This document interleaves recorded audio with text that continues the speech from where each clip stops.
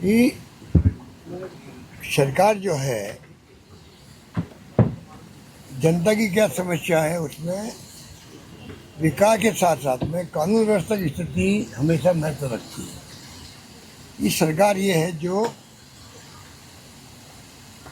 Home की मांगों को ला ही नहीं रही है डिस्कशन के अंदर।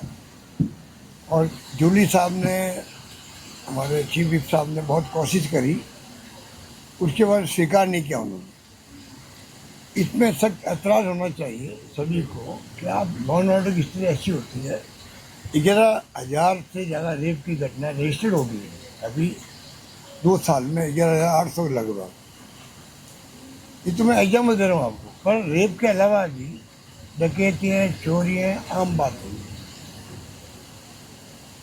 महिला अगर अकेली घर में है तो सुरक्षित नहीं है। उनका गला काट के गले ले गए, पैर काट के उसके ले गए, कड़े ले गए। तो ऐसी मार्मिक घटनाएं हो रही है तो सरकार को खुद को आगे आना, डिस्कशन में भाग लेना चाहिए, डिसीजन रखना चाहिए, जिससे कि तमाम पक्ष विपक्ष के मेंबर अपनी बात कह सके। और जब लॉ एंड ऑर्डर की स्थिति डिस्कस होगी तो मुझे विश्वास है कि जो सत्ता पक्ष के विधायक हैं उनके क्षेत्र में पुलिस की क्या भूमिका है, कानून व्यवस्था कैसी स्थिति है, उनके क्षेत्र में रेप की घटना हुई तो क्या कार्रवाई हुई, और विधायक की खुद की बात को पुलिस ने कितना तवज्जो दिया, कार्रवाई की या नहीं करी, तमाम बातें डिस्कशन होता है। उसका फायदा सरकार को भी मिलता है गुड गवर्नेंस के अंदर। अंकुश लगता है कानून व्यवस्था पे तो डिस्कशन होता ही नहीं है। और बाकी 2 साल बनाम 5 साल के तो मजाक बना रखे उन्होंने। हिंदुस्तान के इतिहास में कभी भी आज़ादी के बाद में किसी भी गवर्नमेंट ने ऐसी मूर्खता वाला स्टेटमेंट नहीं दिया होगा कि 2 साल बनाम 5 साल। बड़ी बेतुका स्टेटमेंट था, फिर इसको विड्रॉ करना पड़ा, इनको बदलना पड़ा। नहीं, हम तो डिस्कशन करेंगे प्रतिवेदन पर। ये नौबत क्यों आई? ना केंद्र में ना राज्य में, ना तो 2 साल बनाम 5 साल की बात की गई। और ये सरकार तो गांव-गांव में इसकी जो स्थिति बनी है, ऐसी मैंने मेरी ज़िंदगी के अंदर कभी भी किसी सरकार के बारे में कमेंट नहीं सुने होंगे। मुख्यमंत्री को अगर मैं कई बार कहता भी हूँ कि मेरा आग्रह आपसे है कि आप पता करो वास्तव में स्थिति क्या है राज्य में। अगर आप मजबूत रहेंगे, आपकी सरकार मजबूत रहेगी तो फ़ायदा किसको मिलेगा? जनता को मिलेगा। और हम विपक्ष में भी है तो हमारा ध्येय वही है कि जनता की परेशानी दूर हो, सरकार का लाभ उनको मिले, गुड गवर्नेंस हो। उस पर ये समझ नहीं पा रहे हैं। बहुत स्थिति खराब है। पता नहीं कोई आंकड़े ला के दे देते हैं इनको। आंकड़े कौन से होते हैं? हमारे वक्त में अधिकार आंकड़े। हमने जो बजट में घोषणा करी, हमने जो स्वीकृति जारी कर दी, टेंडर निकाल दिए, काम शुरू हो गए। उन कामों को एकदम रोक दिया, पहले डिले किया, सड़कों के हो या कोई अन्य काम हो। बाद में पूरे हुए तो वो चार्ट बना के दे रहे हैं आप सबको। देखिए हमारे वक्त में कितना बड़ा तुलना करें तो कितना बड़ा फर्क है।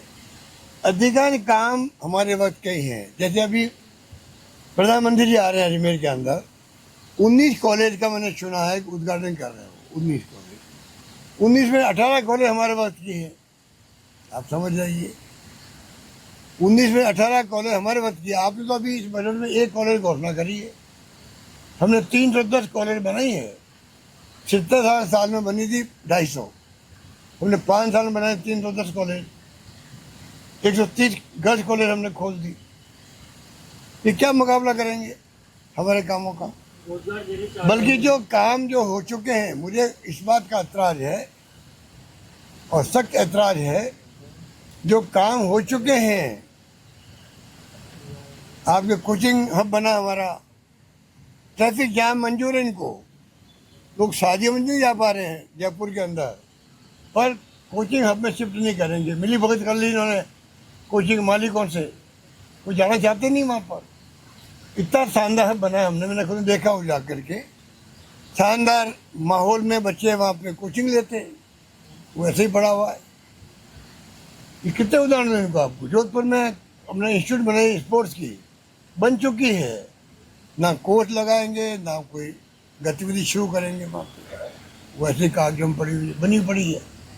सुबह पब्लिक लाइब्रेरी बहुत बड़ी है वहाँ पर, वो पड़ी है।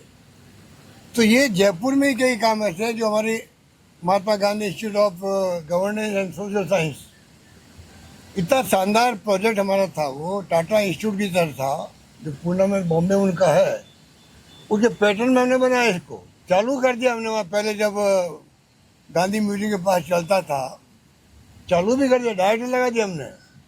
अब बिल्डिंग बन गई है, वहाँ बोर्ड लगा दिया, बड़ी कृपा करी है कि महात्मा गांधी का नाम हटाया नहीं है, कम से कम वो तो लिखा हुआ है। और बड़ा इनको समझ में नहीं आती है कि फायदा किसी को मिलेगा, यहाँ के छात्रों को मिलेगा, नौजवानों को मिलेगा। तो ये तमाम हमने लिस्ट बनाई है, बहुत लंबी चौड़ी लिस्ट है। काम अधूरे पड़े हैं या पूरे हो गए तो चालू नहीं कर पा रहे हैं, इतनी लंबी लिस्ट इनकी है। सर, एक बड़ा मुद्दा राजस्थान के टोंक से, जहाँ के पूर्व सांसद सुखबीर सिंह जौनपुरिया ने बेहद धार्मिक तौर पर भेदभाव करने वाला बयान दिया है। उन्होंने जिन औरतों को कंबल दिया हुआ था उनसे वापस मांग लिया, मुस्लिम औरतों को जो कंबल दिया हुआ था उनसे वापस मांग लिया। कहाँ पर? टोंक में। सर निवाई में। और ये कह करके मांगा है सर कि जौनपुरिया नहीं हमारे पास। सुखबीर सिंह जौनपुरिया भाजपा के जो पूर्व बांटे उन्होंने हूँ। पहले बांट दिए थे सर, हाँ, फिर कहा कि नाम पूछा उनसे, जब उन्होंने नाम बताया अपना तो कहा कि कंबल वापस कर दो। पीएम मोदी को गाली देते हो आप, और ये कहा कि जो पीएम मोदी को गाली देते हैं, मोदी को जो गाली देते हैं उनको तो कंबल नहीं देंगे। अब आप बता लीजिए खुद ही, आप खुद देख लीजिए, ऐसी जो खबरें आती है तो लगता है कि देश की दिशा में जा रहा है। हमें चिंता लगी हुई देश की, हम सबको होना चाहिए चिंतित। देश में डेमोक्रेसी कमजोर हो रही है, खत्म हो रही है। लगता है देखो, इलेक्शन कमीशन का जो व्यवहार है, जुडिशियल दबाव में है, दबाव में ब्यूरोक्रेसी भी है। तो मुझे लगता है कई बार कि रशिया और चाइना में चुनाव वहाँ भी होते हैं, 50 साल 60 साल से सरकारें एक पार्टी की रहती है, इलेक्शन कमीशन वहाँ भी होते हैं, चुनाव होते हैं वहाँ पे।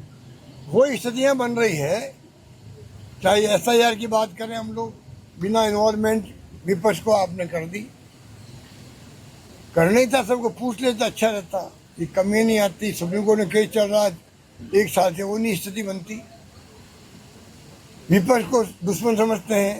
पहले मोदी जी ने कहा था कांग्रेस मुक्त भारत बनाएंगे, अब वो आ गए हैं कि विपक्ष मुक्त भारत बनाएंगे, विपक्ष का मुक्त भारत बनाएंगे। तो बिना विपक्ष के पक्ष क्या बताइए? पक्ष तभी उसका महत्व है तो विपक्ष हो, आपकी आलोचना करे। हम प्रतिद्वंदी हो सकते हैं, दुश्मन नहीं है आपके, उनको मानना चाहिए बात को, सत्ता पक्ष को मानना चाहिए। ये कोई हमारे दुश्मन नहीं है, विपक्षी पार्टी है, उनका सम्मान होना चाहिए। आज़ादी के बाद में कांग्रेस के राज में भी, चाहे बीजेपी हो या विपक्ष हो, CPM भी बड़ी थी पार्टी उस पैमाने के अंदर।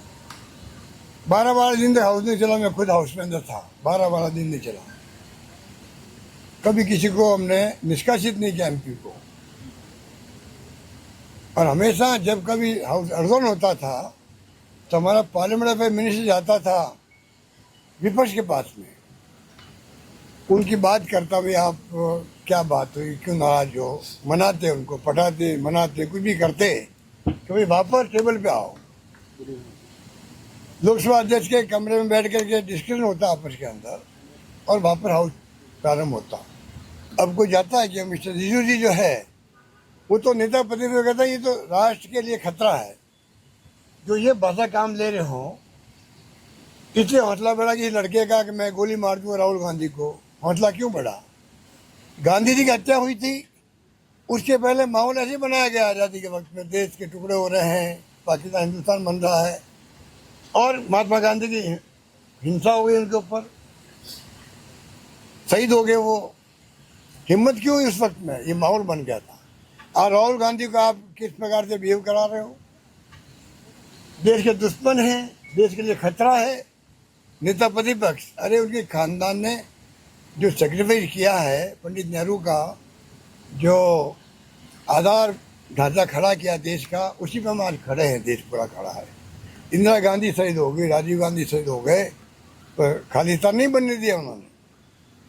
कितनी बड़ी बड़ी समस्या आई थी राजीव गांधी के सामने, बोडोलैंड भी अलग आई थी, नॉर्थ ईस्ट की कई समस्याएं थी, नागालैंड की अलग थी, सबको हल किया। सरकार सेक्रीफाइस की हमारे आसाम के अंदर, कांग्रेस सरकार थी, उसका इस्तीफा हुआ कि शांति स्थापित होनी चाहिए। वो होता है डेमोक्रेसी। अब तो बहुत स्थिति चिंताजनक है, हम लोग चिंतित हैं।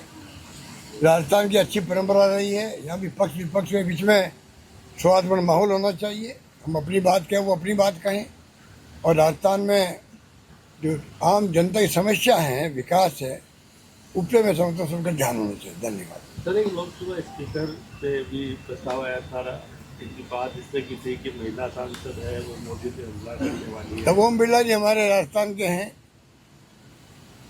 2 बार स्पीकर बनना बड़ी बात है, पर जो हाउस संचालन का उनका जो तरीका है, पूरा देश दुनिया देख रही है, क्योंकि वो जब बैठते हैं लाइव होता है आजकल, तो क्या बोलते हैं लोग, जनता खुद जजमेंट कर लेती है।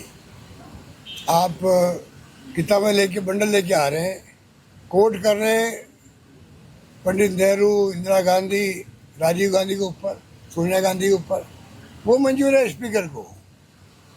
और राहुल गांधी को किताब दिखाए देश हित के अंदर, भाई सेना अध्यक्ष ने क्या कहा मैं बताना चाहता हूँ, उसमें उनको ऐतराज है कि नहीं आप किताब नहीं पढ़ सकते। तो भाई वो किताब लेके आया था, वो MP क्या नाम उसका, निशिकांत दुबे, बताइए। तो लगता है जैसे ऊपर के गाइडेंस से सब कुछ हो रहा वहाँ पर, तो दुर्भाग्यपूर्ण है। धन्यवाद।